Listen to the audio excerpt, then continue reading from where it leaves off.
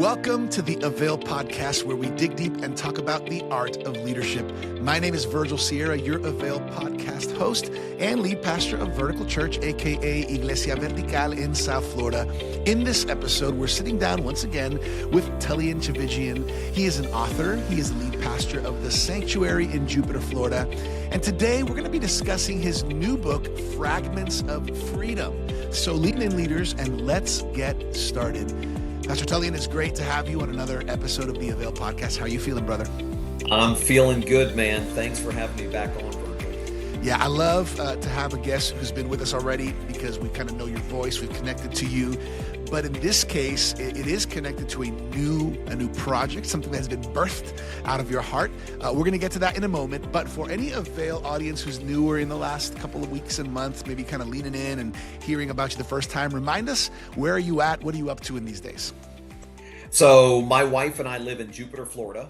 We started a church in the spring of 2019 called The Sanctuary. My wife's from Texas. I'm from Fort Lauderdale. A small group of people from Jupiter reached out to us in the winter of 2018 and asked if we would consider moving to Jupiter to start a new church, which I was vehemently against at the time. I had been a pastor in Fort Lauderdale years earlier and had been out of ministry for 4 or 5 years and was not really interested in going back into that arena. But we visited with these people on a couple different occasions, and after I think the third conversation, it became very clear this is where God wanted us, and we are loving life in Jupiter. We love the community that has been built at the sanctuary and around the sanctuary. We love living in Jupiter. It's beautiful. Yeah. I had only been to Jupiter. I mean, even though I grew up in Fort Lauderdale, I'd only been to Jupiter on 2 other occasions before we moved here. And both of those occasions were to come up at the request of a baseball team, because a lot of spring training happens here in Jupiter. And they asked me to come and lead a couple chapels, so I did. And I remember driving from Fort Lauderdale to Jupiter and thinking, where am I going? Like, do I need to spend the night? I mean, it's only about an hour drive. Yeah. But, if you're used to Fort Lauderdale, you're used to never driving more than 20, 30 minutes wherever you are. True, so, very true. But come to find out, Jupiter is an oasis, and we love it. And I go back to Fort Lauderdale probably once every 10 days, and I love it there. But every time I get in my car to head north back to Jupiter, I'm very, very grateful that I live in Jupiter now, not in Fort Lauderdale. I'm older now and a little bit more tired, and the slower pace of Jupiter fits me just fine. So we love it. We've been here now for 7 years, and we love it. We refer affectionately to the sanctuary as a recovery place masquerading as a church. We really have tapped into the world of recovery, not just recovery from conventional addictions like drugs or alcohol or sex or food or whatever, but we've come to realize that everybody is in recovery. Yeah. Maybe not from one of those conventional addictions, but we're all recovering from life. Yeah. Failure, regret, loss, fear, insecurity, you name it. Broken relationships in one way, shape, or form. So it's a really honest place. It's a very vulnerable place. It's a place where I can be completely free and real and raw.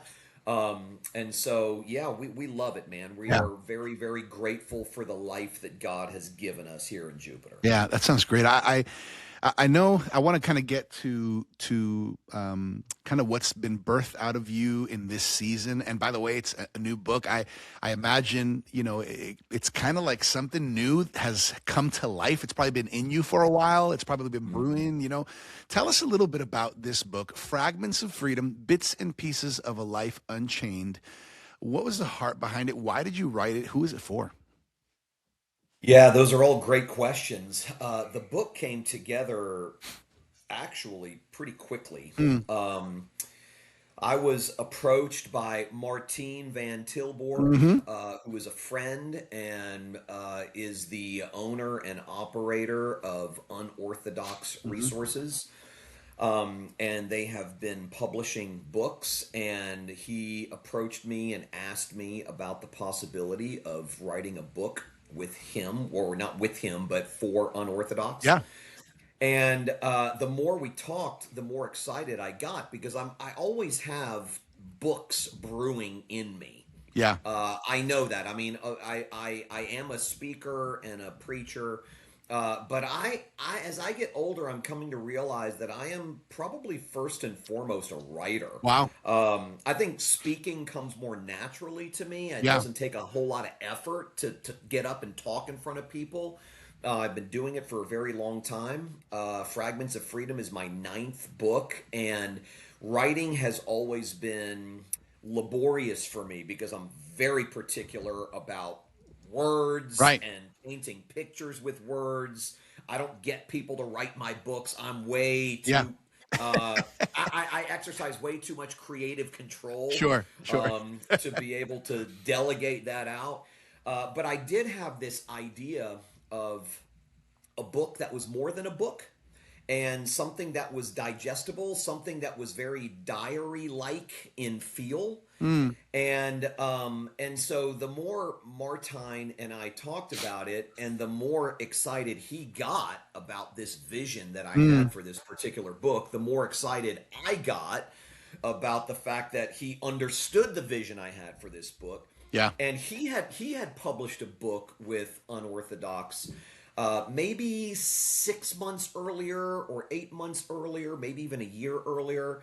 And when he sent it to me, I was immediately captivated by the design, the feel. It Yeah. felt so much more than a book, just in terms of the way it was designed, the Right. way it was outlined, the graphics that were involved. And so my creative juices really started flowing. This is a different kind of book than anything I've ever done. Every book I've written up until this point, the other 8 books I've written, were all just sort of traditional chapter books. But I wanted this to be different, and Martin's book is what sparked in me the reality that, wow, a book can be different. It can feel different. It can feel less like a book and more like stepping into an experience. And I'm very creative. Yeah. And he's got a great creative team around him. Yeah. So I had this idea that I would write whatever I wanted to write in 40 to 50 small chunks, 250 to 350 words apiece, that there would really be no overarching theme, although the concept running throughout would be freedom.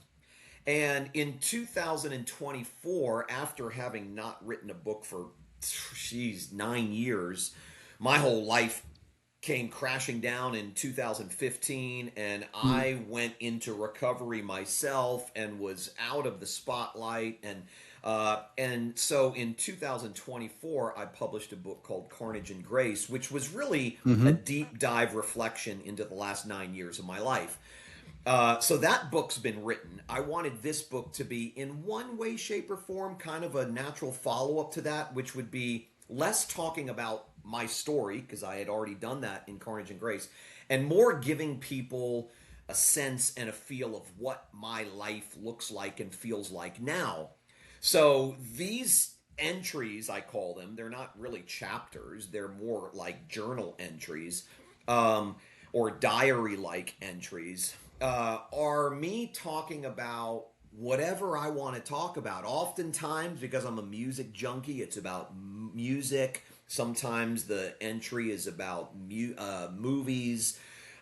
Sometimes it's just a reflection I may have had early one morning or late one night that I jotted down on my phone and then developed for the book. Sure.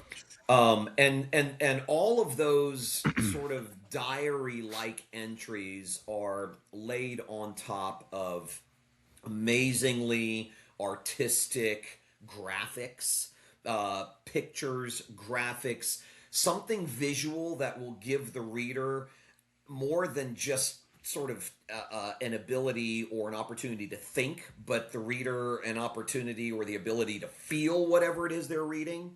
I have QR codes splattered throughout that take people to various songs or playlists that are in conjunction with whatever it is they just read.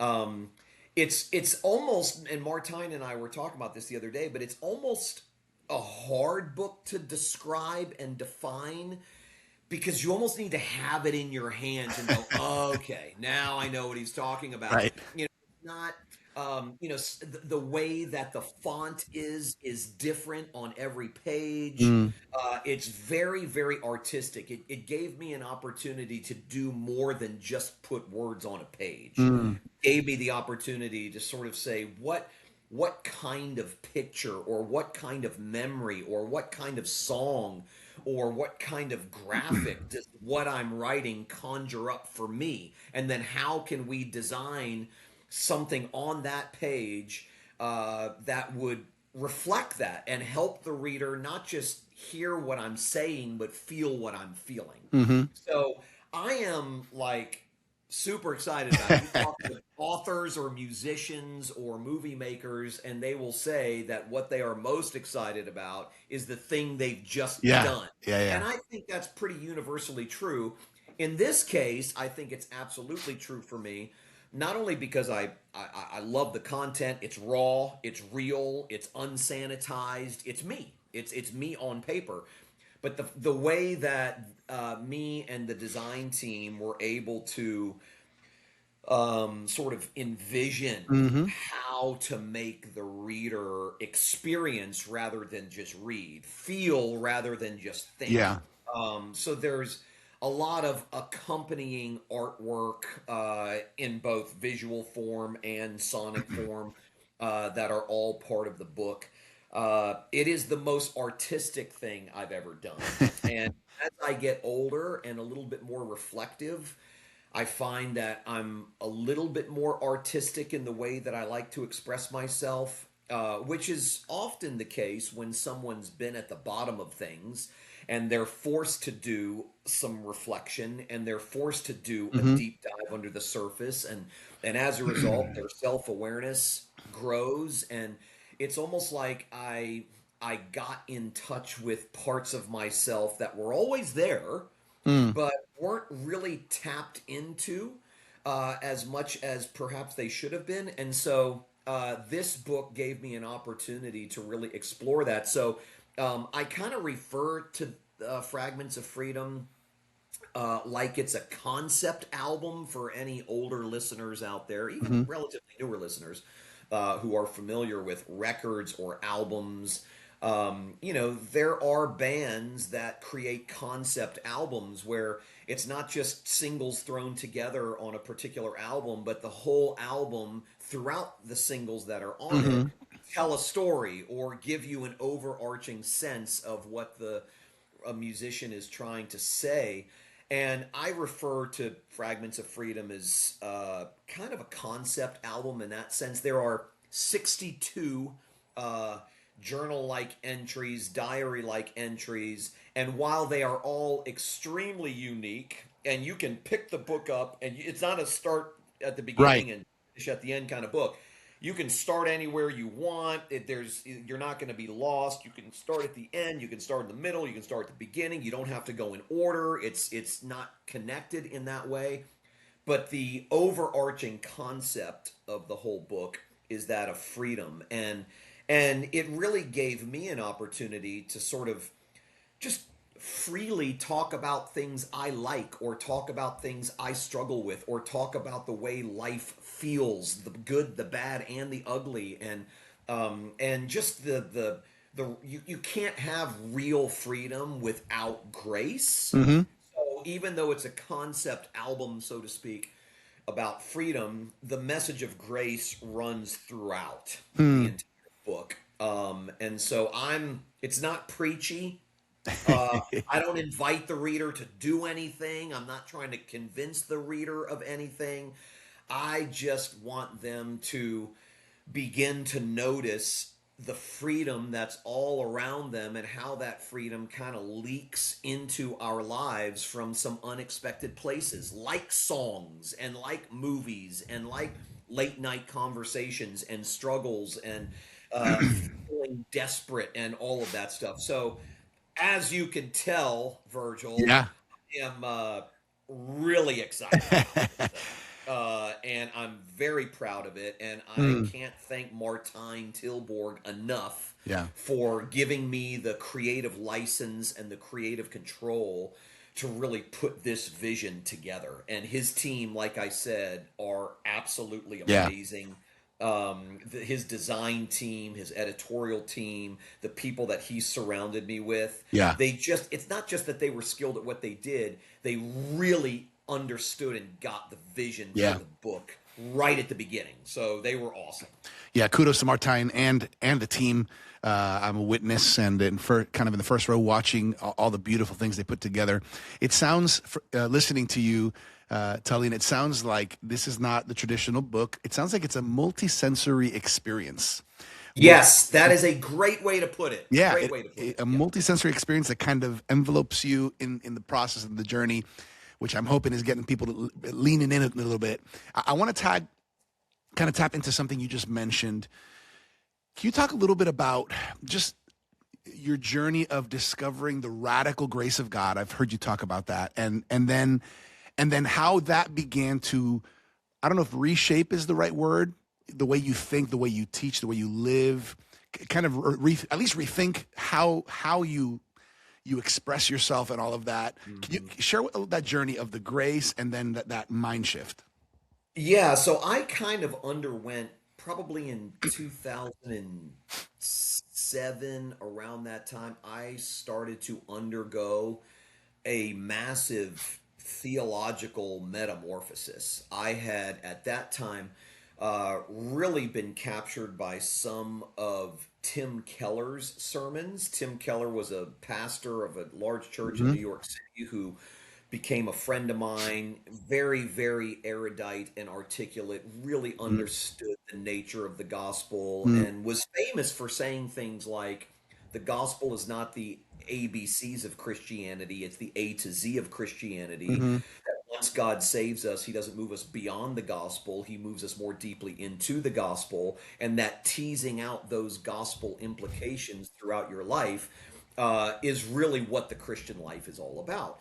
And so I sort of came under Tim's spell, if you will, Mm-hmm. during that time, and through him became acquainted with lots of other writers, some dead, some alive, lots of other theologians, some dead, some alive, who I felt really schooled me. I had gone to college and I had gone to seminary and I had the theological training, but I wasn't getting in seminary the stuff that I was getting after seminary. Mm-hmm. And I went through that stage where I really wrestled with all of this because it Yeah. was very seemingly new, seemingly different than what I had grown up with or what I had learned. But I discovered in the process that while it may seem new, it in fact was not new. Mm-hmm. It just felt new because it is so old and had Right. been lost for so long that it seemed new. In any event, it felt very fresh to me. So from that point on, my preaching and my writing really started to change. And rather than thinking to myself that the preacher's job is to say 10,000 different things, I realized at that time in my life that really the preacher's job is to say one thing 10,000 different ways. So that really kind of shifted my focus. And then, of course, that began to take root. And all of the books that I wrote after that, I wrote one book before that metamorphosis happened. Mm-hmm. And I wish I hadn't. I wish it would go out of print and disappear because I sometimes stumble across things I said in that book at that time. And I was young, maybe 33, 34 years old. And I, you know, when I read that stuff, I think, I cannot believe I actually wrote that. Like, that is so bad. That is not helpful. That's not good. But books after that really did begin to increasingly take on the flavor of this sort of new perspective or this fresh perspective that God had given me through these various people. And then in 2015, as I mentioned, my whole life came crashing down. And it was very, very public. It's at this point no secret to anybody. If it is a secret to somebody, they can just Google it. I'm sure it's all the stories are still up there. It was a very public fall. It was broadcast around the world. And that crash and burn really put me in a place where if what I had been saying for the 7 or 8 previous years was not true, I was screwed. I mean, it was almost like if this gospel is not what I believe it to be, I'm in big trouble. On the other hand, if this gospel really is what I believe it to be, there's still hope for me that if I'm not dead, God is not done. And I went through a long extended season of recovery and therapy off the grid. Really sort of was forced by God in a variety of ways to do some deep, hard, uncomfortable work, the way all, recovery processes are. Dealing with your demons and trying to understand your triggers and why you've always gravitated toward that or responded this way to that, or what we're dealing with, why am I so insecure about this, or why does that make me so scared, or whatever. And it was during that time that the message I had come to believe about the radicality of grace and the beauty and depth and breadth of the gospel really landed in a practical way for me, because up until that point, I believed it with all of my heart. I believed it. I wrote books about it. I preached about it. I was a one-trick pony in that regard. I had one bullet in my chamber, and that was the bullet that I shot wherever I went. But it wasn't until I found myself on the bathroom floor of life that message really saved my life. And the way that I like to describe it for people is that my message now, post catastrophe, is no different than the message before the catastrophe, but the messenger is a totally different dude. And that's the work of God's grace, taking it from my head to my heart, massaging it down deep into my bones, making it less of a theological tagline and more of a functional lifeline. And so that really sort of started to percolate and sort of shift things inside of me, not theologically speaking, but just in terms of how I view myself, how I view other people. When you crash and burn like I did, and you find yourself on the bathroom floor feeling both suicidal and hopeless, you assess just about everything. And oftentimes, as God carries you through that process, you notice things about yourself that have changed without you even really trying to change them. So, for example, I'm more honest now than I used to be. I'm more empathetic now than I used to be. I'm more humble, I think, than I used to be. I'm a little bit more self-aware now than I used to be. And that's not because I've been trying to become more of those things.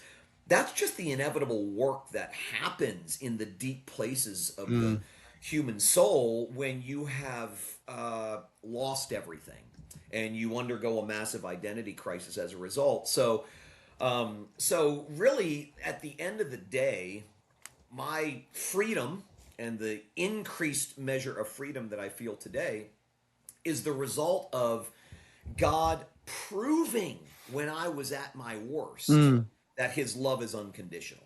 And when you know that you are loved unconditionally by God, when that is the foundation of your life, you don't need everybody else to like you as much, because what you need more than anything is God's love. You have it. So now, while I might enjoy it when other people love me and like me, I don't need it. And when you don't need it, you're a little less edited. You're not trying to impress people. You're not trying to, win friends and influence people. You're just being you, and you're standing on the solid ground of God's unconditional love. And so that stabilizes your life. And so now I can be who I am. And if I tell you, for example, the truth about myself, and you walk away from me, I may not like it, but I'll be okay, because God will never walk away from me. Right. So when that becomes sort of your perspective, man, freedom rushes into your life and makes you more real, makes you less edited, less pretentious. You don't care nearly as much about what people think. a lot of the selfish ambition that I had before was just chiseled away, Mm-hmm. because I'm like, man, all of the security and all of the love and all of the acceptance and all of the approval that I was looking for under every rock and behind every tree, through achievements, through my network of friends, through whatever, I already have from God. I have God's love and God's acceptance and God's approval, and I'm secure because of God and His forgiveness and His outrageous mercy and all that stuff. So now I have everything I need. And when you have everything you need, you don't need to extract that stuff from other people, and you just become more real as a result. So there is an inextricable link between grace, God's one-way love, and freedom, and how grace fuels freedom. And the more free you are, the more refreshing you tend to be to the people around you, the less judgmental you are when other people screw up, the more self-aware you are. So oftentimes you're much quicker to apologize because you're not trying to establish your place and establish your rightness. There's just a lot of the deep stuff that I think matters most can only be developed when you're at the bottom, and you've lost things. And I don't mean by that someone has to catastrophically tank their lives in order for this stuff to happen. We all have different bottoms, and the bottom can come in a variety of different experiences. Sure. It could become a shattered dream that, hey man, I'm not where I thought I would be professionally, or I'm not as secure as I thought I would be at this point financially, or my marriage doesn't seem to be getting better, or my kid's gone off the deep end, or my church isn't growing, or my books aren't selling, or whatever the case may be. It's different for everybody. But when you get to that point, when God gets you to that point where you're out of aces, there is some real freedom that is birthed in those bottom places, and that's essentially in this book what I'm trying to put on display. I'm not trying, like I said, to convince anybody as much as I am just sort of showing them. I'll let God do the convincing. I'm just sort of being free in front of people, and causing them to go, man, I don't feel that free, or I would like to feel that freedom. And then obviously making the connection between that level of freedom and God's grace. Yeah. As you're talking, I can't help but think, when you think about freedom, there's this aspect of taking off the mask. There's this aspect of taking off the facade, being honest with yourself, about yourself, with others, about, yourself to others. And I think that there is something so freeing and powerful about honesty and vulnerability. Why do you think, Tullian, sometimes that can kind of be threatening in religious spaces, right? Like in spaces where people maybe aren't used to that from a leader or from a pastor, right? Or from a Christian, because maybe that's not what they were taught. That's not how they grew up understanding it. There's a little bit of a tension there sometimes, would you say? Oh man, I mean, I would go even further and say, based on my own experience and the experience of countless others that I interact with on a regular basis, strangers even who reach out to me in need of some sort of help or counsel, that the church should be the safest place rather than the scariest place for fallen people to fall down and broken people to break things. And sadly, it's typically not a safe place. It's safe to talk about struggles 5 years ago. And usually those people get up and are given the microphone to tell their story, to tell their testimony. It's like, life was bad, now it's good, praise be to God, But what does that say to the people sitting there listening who are in the throes of a huge struggle that no one knows about and they hope no one finds out about? Is grace for them too? Right. Is God for them too? And so I think a lot of the messaging in a lot of churches is more a messaging of behavior modification than it is grace. And when behavior modification, a Christian looks like this, and a Christian sounds like this, and a Christian is getting increasingly better in these external ways, and it just doesn't really correspond to reality, and it certainly doesn't correspond to the struggle of the human condition.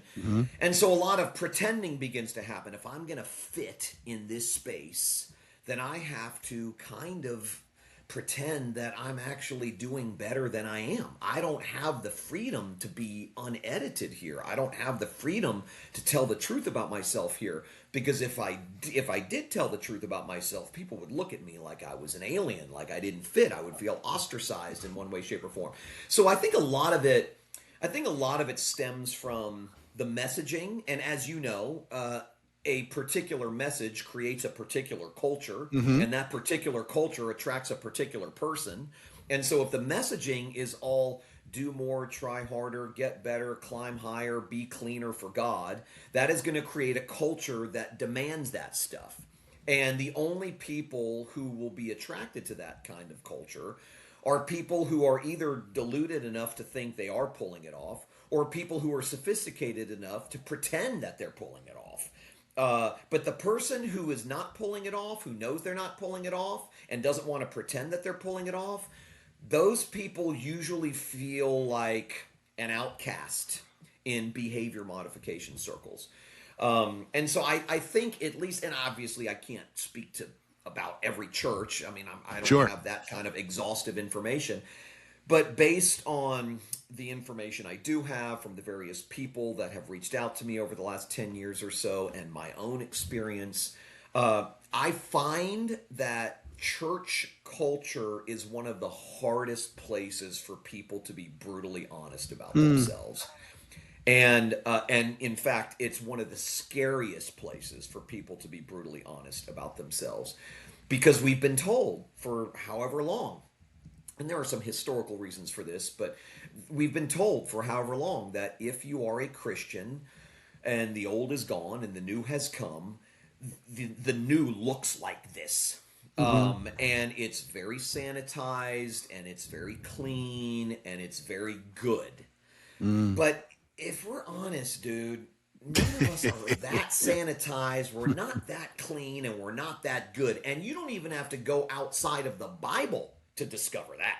I mean, not only the stories of the Bible and the people in the Bible, but the truth of the Bible tells us that about ourselves.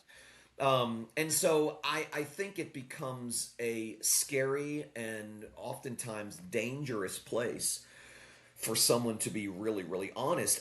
I'll tell you, when this really hit me was when I found myself in recovery, and I was sitting in rooms and in circles with men and women who were at rock bottom for different reasons than the reasons that I was at rock bottom. But the honesty, and these were, I mean, they're chugging coffee and chain smoking cigarettes, and their language is incredibly colorful and blah, blah, blah. But they were being honest, like brutally honest about themselves. They weren't pretending that they or their lives were better than what it actually was. And I was struck in those moments that I had basically been in church my entire life. And I mean, growing up, youth groups and Sunday school and, listening to sermons and going on men's retreats and all that stuff. And never in my life had I heard such brutal self-awareness and such rigorous honesty, such humble honesty. And I remember thinking to myself, I'll tell you what, the church needs to take a few cues from Alcoholics Anonymous, or the church needs to take a few cues from the recovery community, because these people get it, man. They understand owning their crap, acknowledging their triggers, confessing their sins, whether they believe in God or not, some higher power that is unnamed, whatever the case may be. Rock bottom brought them, and loss brought them to a place of brutal honesty. And the beautiful thing about that is, if you are in fact a Christian, and you're not just talking about a higher power, but you're talking about God in the person and work of Jesus, now you have the ability to connect our real, bona fide, ongoing desperation and the reality of God's delivering grace. So that it's like the gap is bridged. It's almost like if I could take the recovery community and go, dude, the answer to this stuff is the radicality of God's one-way love and his grace. And if I could take the church crew and go, guys, because God loves you unconditionally and because his grace really is amazing, you too can be this honest. You too can be this brutally self-aware. And so yeah, I think a lot of it has to do with messaging. And that's one of the things that I love about what we've built at the sanctuary is, I'm not worried about achieving a church here. I'm receiving one. And so whoever walks through the doors, there's old and young and rich and poor and red, yellow, black, white. There's people from all stripes. Some people coming in who are recovering from their church experience. A lot of people coming in who have zero church experience. And, they may have tried church out here or there, but they immediately, when they walk in the door, get the sense that I'm not sure I can be myself here. Or they make the courageous decision to go, you know what, I need something in my life. I'm going to go to this church. Oh, and they announced that there was a men's group, so I'm going to go on Thursday night. And they walk in the room, and they listen to the guys talk, and they're like, these guys sound a lot more sanitized than me. I don't feel safe sharing my struggles in this group. That's not the way anybody feels when they come to the sanctuary, because I'm usually up front every Sunday just showing people in real time just how desperately I need a daily distribution of God's grace. And I think that kind of vulnerability at the leadership level creates a vulnerable culture, and it attracts people who themselves both want and need to be vulnerable. Yeah, that's good. I love this conversation, Tullian, and I love the passion that oozes out of you as you talk about these projects that God has put in your life and your hands. And isn't it beautiful that He turns our messes and He turns them into messages, and He does. He turns the things that we think, wow, how can anything come of this? And in His grace, He makes a masterpiece. I want you to share with people where they can get the book, how they can connect, with you, with the sanctuary, because I want people to be able to connect with you to find it, especially this multi-sensory book, Fragments of Freedom. Yeah. Talk to us. Where can we find it? Yeah, the book can be found anywhere where, books are found. But at least that's what I'm told. That's what the publisher has told me. But the publisher has put together this amazing website. It's just fragmentsbook.com. You can buy the book from there directly. In fact, that's where I push people to go to get the book primarily, because there's so much about the book on that page. It'll really give people a sense of what we're talking about when we say a multi-sensory experience. There are pages on there and displays on there that give people a real sense of, okay, this is what that is, even before they buy it. You're not going to get that necessarily. You're not going to get that level of description and feel on Amazon or Barnes & Noble or whatever. So I say, look, if you're wondering whether or not to buy it, go to fragmentsbook.com first. Yeah. Peruse that page, watch the trailer, look at the pages, kind of get a sense of what we're talking about, and then buy it if you want. Yeah. If you don't, no harm, no foul. So I have a question. It. Are there any other resources connected or that go alongside with the book by any chance? Not at this point. If by resources you mean like a study guide or something like that, no. And that's kind of there will most likely be an audio book. I just got to carve out the time to sit in a studio for a couple days and read it myself. But to create a study guide, for example, for a book like this kind of betrays the vision of the book, because I'm kind of like, dude, I'm not really interested in people studying it as much as I want it to make an impression on them. Yeah. In that sense. And so, but yeah, fragmentsbook.com is the place they can go. They can obviously, like I said, buy it there or get a sense of what it is there. And then as far as the sanctuary goes, I'm at thesanctuaryjupiter.com. The Sanctuary Jupiter has a YouTube channel. So people can find every message I've ever preached in the last 7 years or 6 years or so on there. People can find me on Instagram at Tullian TCH, I think it is. I think my Facebook page is Tullian T. Maybe it's also Tullian TCH. I'm not sure. One of the two. I have a hard time believing that if someone types in Tullian, they're not going to find it, because I don't think there are a lot of us out there. But I'm very interactive on on social media. I run my own social media. I do my best to respond to as many people as I possibly can. I obviously can't respond to everybody, but I make myself pretty available there. Yeah. That's how a lot of people reach me for different reasons. And so, yeah, that's where I can be found. Love it. And if anybody out there needs a tropical getaway to paradise, they can always come to Jupiter, find me in person here, and visit us Hey, at the sanctuary. hey, there's an idea, everybody. You heard the website. It's fragmentsbook.com. Find a little bit more what experience the book Fragments of Freedom.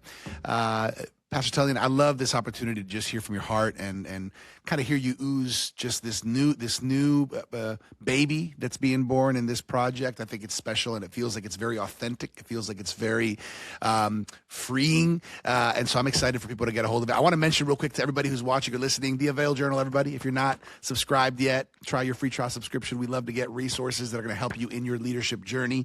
AVAILjournal.com is where you can do that. As we close off, what do you want to leave on our hearts as we wrap this up today?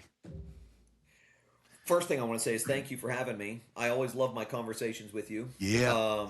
The second thing I will say is my omnicompetent wife, Stacy, has an article coming out in the next AVAIL Journal. Give her a shout out.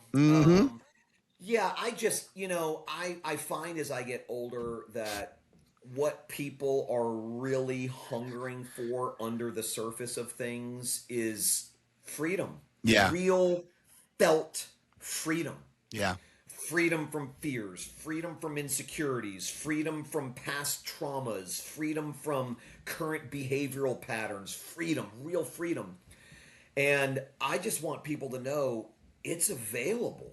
I mean, it comes to us minus our merit from God.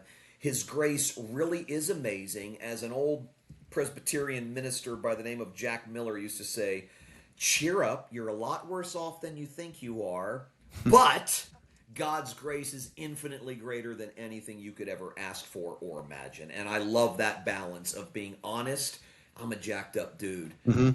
God loves me.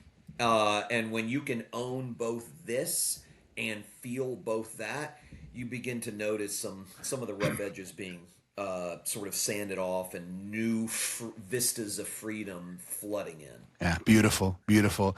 Tullian, on behalf of Martijn Van Tilborg, Dr. Sam Chand, our co-founders here at AVAIL, everybody behind the scenes here, we're thankful for your life. We're proud of you. We're excited to see how this project takes off through the unorthodox publishing and of course, Fragments of Freedom. Everybody, you heard it. It's not a traditional book. It is a multi-sensory experience that you can't let others tell you about. You got to experience it yourself. Fragmentsbook.com is a place to go. We bless your life. We honor you, and we're thankful for your heart expressed here to us. Thanks, Virgil. Great to be with you. Hey, everybody. Thank you for joining us for this episode of the AVAIL podcast. For more leadership resources, check us out at theartofleadership.com. Make sure to try your free trial subscription of the AVAIL Journal by going to availjournal.com. As always, I'm your AVAIL podcast host, Virgil Sierra. Muchas gracias. Thank you for connecting with us to learn the art of leadership here on the AVAIL podcast.